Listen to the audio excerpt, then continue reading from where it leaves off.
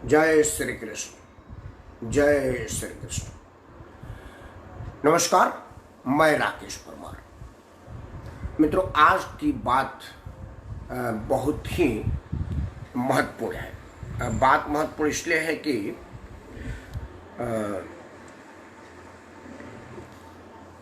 राजस्थान के रण में जो राजनीतिक रण हुआ उसमें राजस्थान को क्या मिला, क्या हासिल हुआ। गहलोत साहब जीते या पायलट हारे, या जो अभी आपको दिख रहा है वो नहीं। आज बात इसी पर होगी। सबसे पहले आप सबको पता है कि महीना दिन से भी ऊपर राजस्थान में ना तो कोरोना की तैयारी की कोई बात हो रही थी, ना ही विधायकों के अपने क्षेत्र में छोड़िए उनके घर परिवार में भी उपलब्धता नहीं था। राखी जैसा त्यौहार निकला और भी कई त्यौहार निकले, लेकिन वो लोग अपने घर परिवार से जुड़ नहीं पाए, मिल नहीं पाए, बात नहीं कर पाए। इतनी ज़्यादा अब विश्वास का वातावरण फैला था कि विधायकों को कैद करके रखा गया था। कुछ गुड़गांव में कैद थे तो कुछ जयपुर में कैद थे, बाद में जैसलमेर में कैद हुए, कुछ को गुजरात दौरा पर लेके गया कुछ। मतलब ये तो आप लोगों ने देखा है। मैं इस चीज़ का घोर विरोध पहले भी कहा था कि लोकतंत्र में अब इससे बड़ा गुनाह अजीम कुछ हो नहीं सकता कि जो लोग चुने हुए 10 लाख लोगों का प्रतिनिधित्व करते हैं विधानसभा लोकसभा में, वो स्वयं के मर्जी के मालिक नहीं है, उनका मालिक कोई और है। जब किसी को मर्जी आता है वो उनको बांध के, कैद करके, उठा के बायहुक बायकुक जहाँ मर्जी करता है ले जाता है। उनकी फ़ोन ले ली जाती है, वो किसी से बात नहीं कर सकते, किसी से मिल नहीं सकते। उनके अपने स्वतंत्रता पर पहरा लगा दिया जाता है। जबकि हम आज स्वतंत्रता दिवस की पूर्व संध्या मना रहे हैं। कल हम अपने स्वतंत्रता दिवस की 14वीं वर्षगांठ मनाएंगे। हम 14 वर्ष के हो गए हैं स्वतंत्रता के लिहाज से, लेकिन अभी तक हम इतना मेच्योर नहीं हुए हैं कि हमें अपने चुने हुए जनप्रतिनिधियों पर इतनी भरोसा हो कि भाई आने वाले हैं। अगर इन्होंने कहा है, हम अभी इन पर इतना भी भरोसा नहीं कर पा रहे। तो ये एक अलग मुद्दा है, लेकिन मैं आज सिर्फ फोकस रहेगा कि क्या हासिल हुआ। आप सब भारतीय जनता पार्टी ला टपका रहे थे कि अब ये हमारे झोली में आने वाला है, ये दोनों लोग खंड खंड विखंड हो जाएंगे और अब उसके मिल जाएंगे, कुछ को हम तोड़ लेंगे और मध्य प्रदेश जैसे घटना दोहराया जाएगा और हम सरकार चला लेंगे। लेकिन हुआ उल्टा। भारतीय जनता पार्टी ला टपकाती रह गई और सचिन पायलट थूक के चाट गए। अब ये कहानी में थोड़ा हल्का शब्द लग रहा है, लेकिन बात बिल्कुल यही है। टपकाती रही और चाट गए।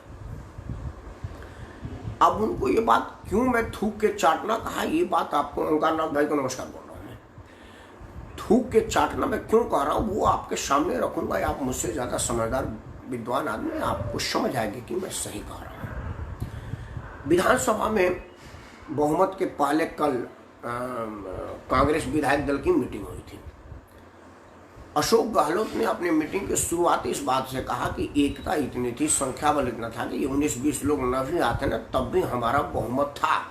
मतलब आपके आने का हमको कोई हर्ष विषाद नहीं है, कोई बहुत खुशी नहीं है कि आप आ गए तो मैं कोई बल्ले बल्ले करूं।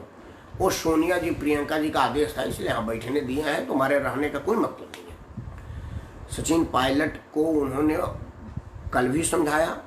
आज सदन में तो बिल्कुल थूक के चाटने से भी ज्यादा बुरी जलील स्थिति कर दी। जो आदमी दूसरे नंबर सीट पर बैठा करता था, जिस आदमी की पोजीशन दूसरी नंबर की होती थी, उस आदमी को स्टूल पर बैठा दिया। ये स्टूल पर बैठाने की क्या पोजीशन मैं आपको बताता हूं। वाकया है 1984 का।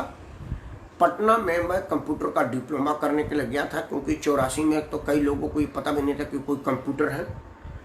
मेरी मतलब थोड़ा सा हंस लीजिए, मेरी आजी मतलब दादी जिसको आप लोग कहते हैं, हम आजी कहते हैं अपने पिताजी का, माताजी को। तो मेरी आजी बोले, मेरे तोर बाप डॉक्टर रहते, कंपाउंडर करे, हाथ ना पढ़ लिख तेज आदमी हाथ ना रुपया खर्चा करता रहे, काम तब बता ना दे डॉक्टर ना बन गिलन। हमने बोला आजी कंपाउंडर नहीं कंप्यूटर ई का होला। हमने तोरा ना बजे मशीन है वो। अच्छा माने नीमन काम हो, इंजीनियरिंग करे कर ले निमन हो। हमने हाँ बोले निमन हो। मतलब उस समय मैं पटना में गया था, तो मेरे गांव के वहाँ वीना टॉकीज में मैनेजर थे। सिनेमा लगी थी अर्जुन, सनी देओल वाला। वो मुझे इसलिए याद है कि बड़ी वहाँ पर गोली वोली चल गया था पटना में और बहुत भीड़ भाड़ थी, और हमारे 2-3 लोग कहे कि भाई सिनेमा तो हमें भी देखना है। तो हमारे वो जो मैनेजर थे उनका नाम भी अर्जुन सिंह ही था। तो हमने बोला अर्जुन चाचा वो सिनेमा देखना है। तो बोला ठीक है, तुम जब सिनेमा चालू हो ना, तो जब गेट खुलेगा हम तुमको उधर से बुला लेंगे, आ जाने इधर तो बाहर लट चल रहा है। मैं बोला टिकट का व्यवस्था, अरे तेरे को सिनेमा देखना है, टिकट देखना है? मैंने सिनेमा देखना, हाँ तो तू आ जाओ। सिनेमा शुरू होने के पहले वो एक आदमी को ले जाकर के बैठाओ। वो बेचारा 2 स्टूल हाथ में टांगे हुए लेके जा रहा था। मैं समझा किसी काम के होगा ना, 2 स्टूल लगा दी बालकनी में, बोला बैठ जाओ भाई। खैर हम लोग कोई उतना VIP आदमी अभी भी नहीं है, उस वक्त भाई बच्चे ही थे, बात 84 की हो रही है। हम बैठ करके स्टूल पर सिनेमा देखे, फुल सिनेमा का आनंद आया। जो लोग गद्दार सीट पर बैठे थे उनको कोई ज़्यादा सनी देओल देख रहा था, वैसा नहीं लग रहा था। आज वही वाला काम किया। उस वक्त मेरे चाचा जी, मेरे गांव के चाचा जानने वाले मैनेजर को उन्होंने स्टूल में बैठा दिया। आज सचिन पायलट के चाची जी ने कहा कि भाई देखो गहलोत, इनको सिनेमा देखना है हॉल के अंदर, तो आप इनके लिए व्यवस्था जरूर करिएगा। उन्होंने बोला ठीक है भाई, चाची जी का आदेश है। मतलब अनुभव और उम्र के हिसाब से सचिन पायलट की चाची लगेंगी, सोनिया जी, ये उम्र भी है, क्योंकि वो राहुल जी के दोस्त है। हमारे भारतीय संस्कृति में दोस्त के माता जी को आंटी ही कहते हैं। तो वो चाची जी का आदेश था और उन्होंने कहा कि ठीक है भाई, एक काम करो। उन्होंने तो एक हल्कारे बोला, एक काम करो भाई, ये सचिन आया है, चाची जी ने बोला है, एक काम करो इसको बैठवा देना। तो उनको एक स्टूल दे दी गई थी। जब पत्रकारों ने इस पर पूछा तो उन्होंने, अब क्या कहते, थोड़े कहते कि मेरी औकात बता दी गई है, क्योंकि मैं थूक के चाटा हूँ। तो अब जो आदमी थूक के चाट लिया, अपनी पगड़ी रख दिया, अब उसका तो कुछ मान सम्मान सौजन्य रहा नहीं, वो क्या करेगा? अब गुलाम तो बोलेगा नहीं ना भाई, उसकी तो जो जहाँ लगाई जाएगी ड्यूटी लगा जाएगा। तो बोला कि देखिए, जब युद्ध होता है ना तो सैनिकों को बॉर्डर पर रखा जाता है, इसलिए मैं एकदम दरवाजे पर बॉर्डर पर खड़ा था कि अगर कोई सिक्योरिटी गार्ड से भूल होकर अंदर आवे तो मैं बिल्कुल फ्रंट लाइन पर हूँ। खैर वो अपनी खींच मिटाने के लिए कह रहे थे। अंदर खाने उन्होंने सचिवालय मैनेजमेंट व्यवस्था वाले को बोला भी था कि भाई मेरी पोजीशन वहाँ थी, यहाँ क्यों बैठाएगा? तो उन्होंने बोला कि वो तो आंटी जी का विशेष अनुरोध आया था, इसलिए आपको अंदर बैठा दिया, प्लान तो आपको बाहर फेंकने का था। तो अगर आपको बैठना है तो ठीक है, नहीं तो बाहर जाइए। आप ही ना अंदर का सिनेमा देखने के लिए कहे थे, नहीं तो आपको तो बाहर ही रखा गया था। आप आराम से गुड़गांव में ऐश कर रहे थे, फिर क्या लिए इतना दूर है, 300-500 किलोमीटर। सचिन पायलट को उनकी हैसियत बताइए। अब मैं थोड़ी सी आपको व्यवहार और कानून बता देता हूँ। कानून और व्यवहार ये है कि जब आदमी सरकार खो भी देता है ना, जैसे अभी कांग्रेस की सरकार नहीं है, तो आदरणीय मनमोहन सिंह जी की सीटिंग व्यवस्था पहले सीट है, वो दाहिने तरफ के जगह बाएं तरफ है, लेकिन पहला सीट है। पहला सीट पर सोनिया जी लोकसभा में बैठते हैं, राज्यसभा में मनमोहन सिंह जी बैठते हैं, चिदम्बरम साहब बैठते हैं। इधर जब प्रणोदा होते थे तो वो बैठते थे। मतलब कोई भी, मुलायम सिंह जी किसी पार्टी में नहीं, ना वो समर्थन में है ना विपक्ष में है, अगली सीट पर उनका बीच वाला सीट है, अगली सीट पर बैठता है। देवगौड़ा साहब अगली सीट पर बैठते हैं। मतलब सीटिंग अरेंजमेंट उनके अनुभव के हिसाब से और उनके द्वारा हासिल पदों के हिसाब से होगा।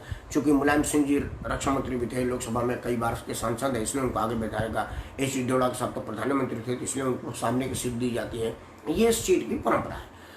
अब अगर वहाँ पर भारतीय जनता पार्टी की भी सरकार होती तब भी सचिन पायलट चूंकि उप मुख्यमंत्री का शपथ ले चुके थे, हालांकि संविधान में उप मुख्यमंत्री कोई पोस्ट नहीं होता, लेकिन कैबिनेट मंत्री तो है, कैबिनेट मंत्री ले चुके थे। तो वो अगर विपक्ष में होते तो पहले सीट आरक्षित की जाती कि भाई ये 5 सीटें, चूँकि 4-5 सीटें आगे होती है कि आप यहाँ बैठेगा, आप वो पार्टी वाले डिसाइड करेंगे कि 1 नंबर में किस कैबिनेट वाले को रखेगा, इसको नहीं रखेगा। लेकिन अभी चूंकि वो उप मुख्यमंत्री के शपथ में कल तक थे, तो संविधान के हिसाब से, व्यवहार के हिसाब से भी उनको गहलोत के बगल में ही बैठनी थी। लेकिन गहलोत उनको अपने बगल में बैठाने छोड़े, उन पर नज़र डाले, उन पर देखने तक की भी जरूरत नहीं कर रहे थे, उन पर ताकना भी गुजारा नहीं कर रहे थे कि मेरे बगल में बैठे। उन्होंने उनको बिल्कुल पीछे बैठा दिया। वहाँ जहाँ नौसिखिया लोग आते हैं, जो पहली बार विधानसभा में आते हैं निर्दलीय जीत करके, वो बिल्कुल खंभे के पास होते हैं, बिल्कुल दरवाजे के पास होते हैं, जहाँ से ऑर्डरली आते जाते रहते हैं। कई बार मतलब अगर दरवाज़ा बंद हो जाता है, हमने टीवी में नहीं, हम पार्लियामेंट के अंदर देखे हैं जा करके, दिल्ली विधानसभा के, चूँकि योगानंद शास्त्री जी विधानसभा अध्यक्ष होते थे तो हम लोगों को वहाँ पास वास की कोई बहुत समस्या नहीं होती थी। तो हमने देखा है कि जो गेट पर बैठा हुआ है ना, कई बार लॉक हो जाता है, तो वो ऑर्डरली मारता है ना, तो वो विधायक जी खोलते हैं, क्योंकि वो लॉक हो गया है तो अंदर तो कोई है नहीं ना, तो विधानसभा अध्यक्ष तो जाएगा नहीं खोलने के लिए, अंदर कोई होता नहीं है विधायक के अलावा, तो वही लोग होते हैं जो गेट पर बैठे होते हैं, उन्हीं को सुनाई देता है, ठक ठक आवाज आता है। तो सचिन पायलट को वहीं ठक ठक के पास बैठा दिया गहलोत साहब ने, उनको उनकी औकात बताने के लिए, उनको उनकी हैसियत बताने के लिए। तो ऐसे तो प्रथम दृष्टि आपको लग रहा है कि गहलोत जीत गए हर मामलों में। उन्होंने अपने मनसा, करुणा, बाचड़ा तीनों ही तरह से उन्होंने सचिन पायलट को उनकी हैसियत बता दिया कि तुम कहीं के नहीं रहोगे, महारानी से हमारा बढ़िया संबंध है और उनके साठ गांठ से हमारा सरकार बचा हुआ है और तुमको तुम्हारी औकात पता है। लेकिन ये है नहीं, जो दिख रहा वो है नहीं भाई। ये चूंकि मुद्दा क्या हासिल हुआ कहूँगा, इसलिए इस पर बहुत ज़्यादा नहीं, लेकिन हाँ समय है, 2 मिनट आपको बता देता हूँ। जो दिख रहा है वो है नहीं, क्योंकि आज से सचिन पायलट के पास 6 महीना है और अशोक गहलोत के पास पूरा 6 महीना है, क्योंकि 14 तारीख को विश्वास मत हासिल कर लिया। तो संवैधानिक व्यवस्था ये है कि अब 6 महीने के अंदर कोई भी आदमी नो कॉन्फिडेंस मोशन कोई भी पार्टी अब नहीं लेके आ सकती। अशोक गहलोत जैसा अनुभवी आदमी 6 महीने में भाजपा को खरीद लेगा, ऐसा मुझे लग रहा है, क्योंकि कोई पार्टी पर पैसा कई चीज़ है और आप सबको पता ही कि सब लोग आलू टमाटर की तरह से बिकने के लिए तैयार है। वो सब इस पर बात करना समय खराब करना है। सचिन पायलट के साथ जो गहलोत ने किया वो पायलट भूले नहीं है। आज विधानसभा में उन्होंने इसलिए किया कि ये पूरा टीवी पाएगा तो पूरी राजस्थान देखेगी, देश दुनिया देखेगी कि सचिन पायलट की हैसियत क्या है, क्योंकि वो कैबिनेट मीटिंग में कैमरा नहीं जाता। विधायकों की जो मीटिंग है उसमें कैमरा नहीं जाता, लेकिन यहाँ तो कैमरा लगा है, सीधा प्रसारण हो रहा था टीवी पर, तो वहाँ पर बताना था कि भाई सचिन पायलट की हमने क्या औकात किया है। वो इस वजह से उनको पीछे बैठाए। अगर कैमरा नहीं होता ना, बंद होता, कोई बाहर नहीं देखना होता, सचिन पायलट को अपने बगल में बिठा सकते थे, लेकिन मतलब तुम्हारा लोगों को दिखाना है ना भाई, लोगों को बताना है कि हमने इनकी औकात बता दी, इनको इनकी हैसियत समझा दी। सचिन पायलट इसको भूले नहीं है। सचिन पायलट अभी भी जब वो बात कर रहे हैं तो ये कह रहे हैं कि बुरा क्यों नहीं लगा, हम शामिल हुए इसलिए कि प्रियंका जी ने हमको कहा है कि आपकी जो डिमांड्स हैं हम उस डिमांड्स पर 3 सदस्य कमेटी बैठाएंगे, जिसके वो रेक्टिफाई करके उसको दूर करने का प्रयास करेगा। मतलब 6 महीना तक ये जांच कमेटी चलती रहेगी। सचिन पायलट का जोड़ होगा, 15 दिन के अंदर पूछना भाई क्या हुआ मेरे बात का, वो करते करते 6 महीने तक खींचने का प्रयास करेंगे। सचिन पायलट को 6 महीने में पता चल जाएगा कि मेरी मांग हुई कि नहीं हुई। एक ऑप्शन हो सकता है कि शायद राहुल और प्रियंका की जोड़ी सचिन पायलट को थोड़ा सा कंधा दे दे और अशोक गहलोत को ही केंद्र में बुला करके उपाध्यक्ष हो गए, जैसी जिम्मेवारी भारतीय राष्ट्रीय कांग्रेस के 24 करोड़ में बैठा दिया जाए और गहलोत को कहा जाएगा भाई अपने तुमने खूब पार्टी का सेवा किया है, आओ ताकि केंद्र में सरकार बने, मोदी जी के विरुद्ध एंटी इनकम्बेंसी का फायदा लिया जाए और तुमको कैबिनेट में मंत्री बना दिया जाएगा, या हमारे तरफ से उपराष्ट्रपति राष्ट्रपति का उम्मीदवार बना दिया जाएगा, जैसे उनको मीरा कुमार को साधा गया था कि भाई आपको राष्ट्रपति का उम्मीदवार बना दिया जाएगा, आप आइए काम छोड़ छाड़ कर। इस तरह का कुछ व्यवस्था दिया जा सकता है, वो भविष्य का है। अभी क्या हासिल हुआ पर चर्चा है, तो हासिल ये हुआ कि ना तो गहलोत जीते ना सचिन हारे। और फोटो सेशन सचिन पायलट की स्थिति अभी भी बहुत मजबूत है। ये मैं इसलिए कह रहा हूँ कि अशोक गहलोत की छटपटाहट, अशोक गहलोत की सचिन पायलट के प्रति अपना हद तक का गुस्सा और अपने मनसा, करुणा, बाचड़ा से अपने लोगों को ये बताना कि हमने सचिन को उनकी हैसियत बताई है, ये बताता है कि सचिन पायलट की जड़ें मजबूत है और सचिन पायलट के कंधे पे किसी बड़े आदमी और मजबूत आदमी का हाथ है। और अशोक गहलोत बिल्कुल निराधार और निसहाय है, उनके सामने कुछ रह नहीं गया है। ये बिल्कुल राजनीति में जो दिखता है वो होता नहीं, जो होता है वो दिखता नहीं। आज आपको दिखा कि ध्वनि मत से पारित हो गया प्रस्ताव और खत्म हो गया। अब अगर ये ध्वनि मत से भी पारित हो गया तो कल से वो मांग डिमांड्स जो थी उस पर चर्चा होगा, मंत्रिमंडल का विस्तार होगा, क्योंकि 3-4 मंत्रियों को बर्खास्त किया गया है। क्या वो लोग दोबारा आएंगे कि नहीं आएंगे, तो मुख्यमंत्री बर्खास्त है, तो ये दोबारा किस पोजीशन में आएंगे उस पर चर्चा होगा। मतलब कि राजस्थान को कुछ नहीं मिला और इसी राजस्थान के बहाने में पूरे देश पर चर्चा करना चाहता है। ये एक बड़ा गंभीर प्रश्न है और बड़ा प्रश्न है। मित्रों, हम चुनाव जीत करके अपने विधायक को भेजते हैं, कोई जाएगा तो मेरे इलाके की बाढ़, बांध, कोरोना, हमारी स्वास्थ्य व्यवस्था, हमारी खाद्य व्यवस्था, हमारा व्यवस्था का बात जा करके करेगा। हमारा विधायक जाता है तो उसकी ये हैसियत होती है कि वो चपरासी भी नहीं, अपने मर्जी से चाय नहीं पीता। वहाँ के नेता लोग उसको उठा करके बस में भर करके गुजरात लेके चले जाते हैं। वो घर में सोया रहता है और ऐसे किडनैप किया जाता है जैसे अपहरण वाले प्रोफेशनल गुंडा करते हैं। कई विधायकों का बाद में कपड़ा मंगाया जाता है, उसको तो पता नहीं है कि मैं विधानसभा में आया, बस में बैठा चल भाई वहाँ पर। वो ये कहने की हैसियत में नहीं है कि भाई मैं स्वतंत्र देश का स्वतंत्र नागरिक हूँ, अभी स्वतंत्रता दिवस का 74वां जन्मदिन मना तो मैं नहीं जाऊँगा, ऐसा नहीं होता है। अब राजस्थान की अगर ले ले तो 1.5 महीना तक कोई भी विधायक कोई भी विधायी काम नहीं किया जिसके लिए चुन के गया हुआ है। वो होटल में बैठ करके गाना गाया और पुराने से पुराने फिल्में देखा और जो चीज़ और मनोरंजन किया होगा जो टीवी में नहीं दिखाया बताया जा सकता है वो किया। क्या विधानसभा में उसको इसीलिए भेजा गया कि तुम 5 स्टार में होकर के ऐश करो? इसीलिए राजस्थान की जनता ने उनको भेजा था। जो उन पर खर्चा हुआ करोड़ों रुपया रोज, वो किसके खाते से आया? वो कौन से मद में हुआ, कौन से टैक्स के अंतर्गत आया? वो हमारे टैक्स पेयर की पैसा, उससे कोरोना अस्पताल बन सकता था, उससे प्राण रक्षक यंत्र खरीदा जा सकता था, जीवन रक्षक औषधियां खरीदी जा सकती थी। वो आप होटल के 5 स्टार में हाथ धो करके प्लेट गंदा किए और पैसा खर्चा किए। उसका कौन? ये सिर्फ राजस्थान की बात नहीं है, उत्तर प्रदेश का, बिहार का है, मध्य प्रदेश का है, बंगाल का, मतलब ये देश के हर कोने का है। मतलब हर कोने का ये हाल है कि हम जीत करके तो जाते हैं विधायक बनने के लिए और वहां पर बिल्कुल असहाय हो जाते हैं और घुमाए जाते हैं। मेरा आज का मुद्दा यही, मैं राजस्थान में क्या हासिल हुआ तो चूंकि हेडिंग था, चूंकि आपको आकर्षित करना था कि राजस्थान से आप रिलेट करते कि अभी अभी आज का मामला था। मेरा मतलब है कि राजनीति में इस तरह के काम से किसको क्या हासिल हो रहा है? कम से कम जनता को तो कुछ नहीं हो रहा है जो चुन करके भेजी है। उस विधायक का भी कुछ नहीं हुआ जो चुन के वहां पर गया हुआ है। होकता किसका है? गहलोत का और पायलट का। मतलब 2 आदमी का नफा नुकसान है, गहलोत और पायलट। और सीधा सीधा नुकसान किसका है?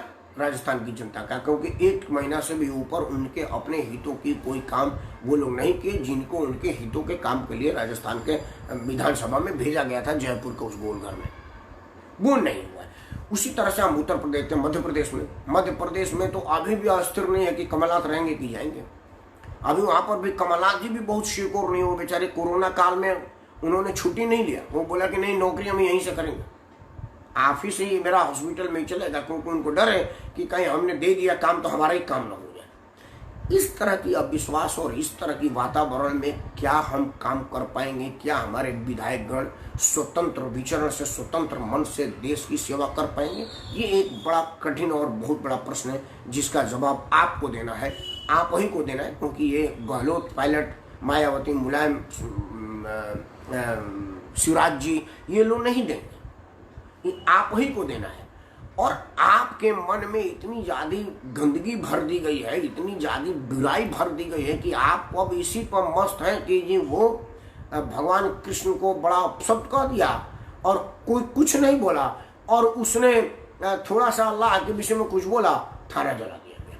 और आप इसी बात में परेशान रहेंगे कि यार हमको क्या करे यार, एक आदमी भगवान कृष्ण के जन्मदिन पर इतनी गंदी और वाहियात बात बोला, हम उसको गोली मार दें, इतनी तो आप उसी दुखी मन में। और दूसरा कहेगा यार देखो ना, उस आदमी ने जिसने भगवान कृष्ण, मर्यादा पुरुषोत्तम राम, भगवान शिव के विषय में अश्लील और गंदी गंदी कमेंटें करता, उसका कुछ नहीं हुआ है, और हमने थोड़ा किया तो एक थाना ही फूंक दिया गया। हम इसी में मस्त हैं और वो लोग इसको प्लांट करते हैं ताकि आप इसी में रहें कि बेंगलोर की घटना सही है कि गलती है, बेंगलोर की घटना मुसलमान ने किया कि हिंदू ने किया, बेंगलोर की घटना होना चाहिए कि नहीं होना चाहिए। आप इस पर चर्चा करिए, तब तक पता चला कि महीना दिन से बैठा हुआ विधायक आराम से 5 स्टार में रोज आप ही के पैसा करोड़ों रुपया खर्चा किया।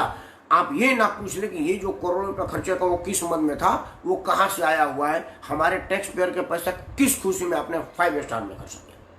उसी तरह से मध्य प्रदेश में हो, बंगाल में हो, यूपी में, कहाँ जहाँ कहीं भी हो, वो नॉर्थ ईस्ट में हुआ। ये एक बड़ा और कठिन प्रश्न है जिसका उत्तर आप सबों को देना है, जिसका उत्तर आपको ही देना पड़ेगा, क्योंकि इसके लिए आप ही उत्तरदायी हैं, क्योंकि आप ही ने मतदान के टाइम में इन सब चीज़ों को नहीं सोचा। आपने जात दे के, धर्म दे करके, पैसा दे करके, नीम की चिमकी दे करके आपने वोट दिया, और वो कह रहे हैं कि जब आपने वोट मेरे को 500 रुपये लेकर के दिया है तो फिर हम कहाँ करेंगे, उससे आपको क्या मतलब। आप अगर फ्री और फेयर वोट देते तो आप कहते कि सुन भाई मैंने तेरे से पैसा नहीं लिया था, इसलिए तेरे को मैंने जयपुर भेजा था तो तू कहाँ घूमने जा रहा, तब आप पूछ सकते थे। लेकिन यहाँ तो मतदाता ही पूछता है कि वो फलाना वाला तो इतना दे रहा था, आप कितना देंगे। ये बड़ा ही मतलब ये बहुत बड़ा इल्जाम लगा रहा हूँ मैं, क्योंकि हम लोग इस समाज में रहने वाले लोग हैं, वोट के टाइम में घूमते रहते हैं, कैसी कैसी बातें होती है और कैसी कैसी बातें सुनने को मिलती है, इस बात को हम जानते हैं। इसीलिए अगर आप फ्री एंड फेयर इलेक्शन नहीं दे रहे, इलेक्ट नहीं कर रहे हैं तो आप ये भोगेंगे। मेरा यही मांग है कि आप लोग इन सब मुद्दे को चुनाव के टाइम में उठाइए कि भाई सुन, तेरे को मैंने भेजा था कांग्रेस पर, बाद में तू चलेगा भाजपा में, फिर तेरे को भाजपा में नहीं पटा तो तू आ गया भाजपा में, भाजपा में नहीं पटा तू आ गया बहुजन समाज पार्टी में, फिर समाजवादी होते हुए फिर आया हो, आपकी बार इस चुनावी सर पर और कितना नहीं तक रहेगा। एक बार जो है आप पूछ लेंगे तो वो आदमी समझ जाएगा। जैसे राजस्थान में बहुजन समाज पार्टी के 6 के 6 पूरी विधायक ही, पूरी पार्टी ही विलय कर ली कांग्रेस में। सुप्रीम कोर्ट में सोमवार को आएगा कि उसका क्या निर्णय होगा तो वो कोर्ट विल डिसाइड और कोर्ट जाने। लेकिन नैतिकता के आधार पर तो ये मतलब घोर निंदनीय, अब इससे बड़ा निंदनीय तो प्रश्न हो ही नहीं सकता ना भाई। हमने भेजा है आपको बहुजन समाज के टिकट पर और चले गए आप कांग्रेस के टिकट पर। अगर हमको कांग्रेस को ही जिता करके भेजना होता तो कांग्रेस के टिकट पर आपको भेजते। बच्चा बाबू को नमस्कार। बच्चा बाबू ये आप जैसे लोगों के लिए है कि आप लोग जो राजनीति में आ रहे हैं, आपका भी दिमाग स्थिर नहीं होता। कभी आप साहनी की तारीफ करने लगते हैं, कभी क्षेत्रीय महासभा का बैनर लगाने लगते हैं, कभी आप भारतीय जनता पार्टी की तारीफ करते हैं तो कभी जनता दल की करते हैं। राजनीति में जीतने से पहले इतने बैनर हैं तो जीतने के बाद कितने बैनर हैं, ये प्रश्न आप पर इसलिए बन रहा है कि आप समाज में खोजे जाते हैं, पूछे जाते हैं। हर आदमी चाहेगा कि वीरेंद्र बहादुर सिंह ग्रुप बच्चा बाबू जैसा मेहनती कर्मठ आदमी मेरे पार्टी में रहे, लेकिन आपको ये डिसाइड करना पड़ेगा कि आपकी लॉयल्टी किसके प्रति है, आप किसके प्रति बढ़िया है, किनके प्रति आप ज़्यादा आसान और ज़्यादा सुरक्षित है, किनके प्रति आपके विचार मिलते हैं। इसके लिए नहीं कि आपको कौन टिकट दे रहा है। बच्चा बाबू आप मेहनत करेंगे तो लोग आ करके आपको टिकट देगा। आप मेहनत करेंगे तो लोग कहेगा ये बच्चा बाबू कहाँ है, किधर आते हैं, बड़ा मेहनत करते हैं। मेहनत करने वाला देखिए, आप ये कन्हैया कुमार बेशक देशद्रोही है, मेरे लिए मतलब कौड़ी भर का आदमी है, मैं बिल्कुल देखना नहीं चाहता, लेकिन वो चाहे देशद्रोही बयान दे रहा है, लोग पूछते हुए उसके पास गए ना। हार्दिक पटेल वो एस्टेब्लिशमेंट के विरुद्ध बोला, वो अपने हैसियत से ज़्यादा बोला, लेकिन इतना बोला कि कांग्रेस पार्टी उसको बुला करके उपाध्यक्ष भी आपके बेटे से उम्र में है, अभी चुनाव लड़ने की उसकी उम्र नहीं है, क्योंकि वो चुनाव लड़ने के लिए जो उम्र चाहिए अभी वो नहीं हुआ, इसलिए विधायक का टिकट नहीं लेगा, लेकिन पार्टी का अध्यक्ष तो बन गया। आप सोचिए, जो आदमी काम कर रहा है, तो आप भी अगर मेहनत कर रहे हैं तो आपको लोग चाहेगा जनता दल से लड़े, कांग्रेस चाहेगी कि बच्चा बाबू कांग्रेस से लड़े, सानी चाहेगा कि आपके हमारे पार्टी से लड़े, ये सब लोग चाहेंगे। लेकिन आपको अपना खूंटा गाड़े रहना चाहिए। मैं वीरेंद्र बहादुर सिंह और बच्चा बाबू चौधरी घराना, हराना सिंह राठौर, मैं क्षत्रिय महासभा का बैनर तले ही लड़ूंगा। अड़ जाओ तब जा करके पहचाने। मैं एक एग्जाम्पल के लिए बच्चा बाबू आपका नाम करूँ, मैं हर आदमी के लिए करूँ कि राजनीति में आप आइए। अगर आप खुद का इज्जत नहीं करेंगे तो मैं आपका इज्जत क्यों करूँ।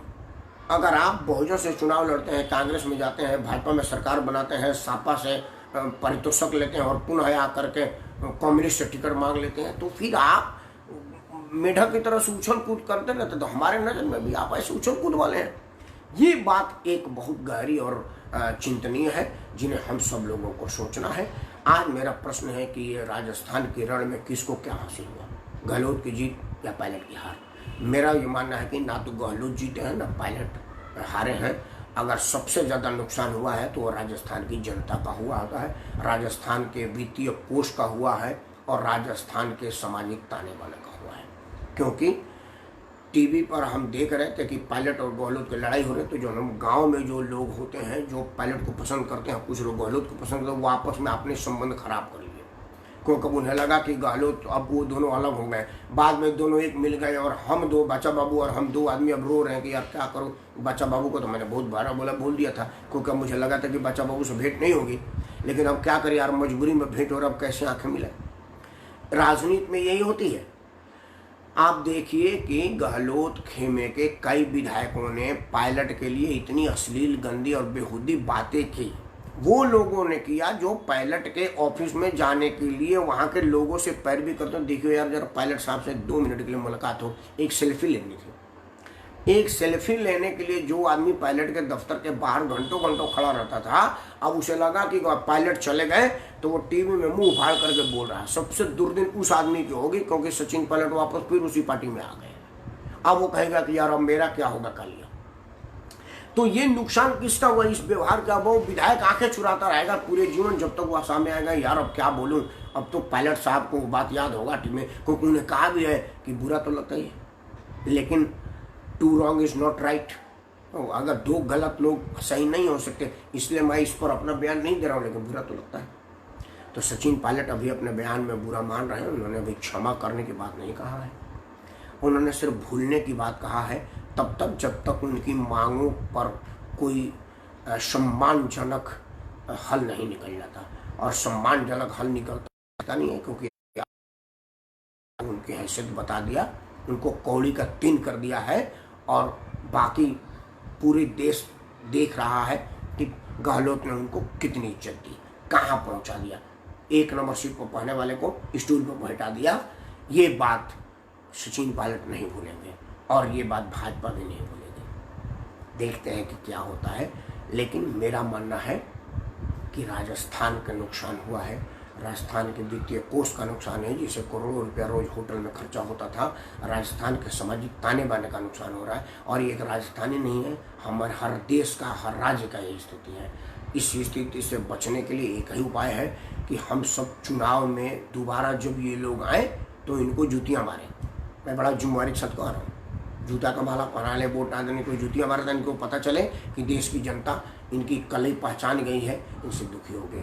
तभी जा करके आप एक सही लोकतंत्र स्थापित कर पाएंगे। क्योंकि अगर लोकतंत्र ही खतरे में पड़ेगा तो लोकतांत्रिक मूल्यों का क्या होगा। इन्हीं शब्दों के साथ मैं राकेश कुमार चाहता हूँ कि देश में लोकतंत्र मजबूत हो और लोकतांत्रिक संस्थाएं मजबूत हो। भगवान कृष्ण आप और आपके परिवार पर अपनी कृपा दृष्टि बनाए रखें। जय श्री कृष्ण। वंदे मातरम।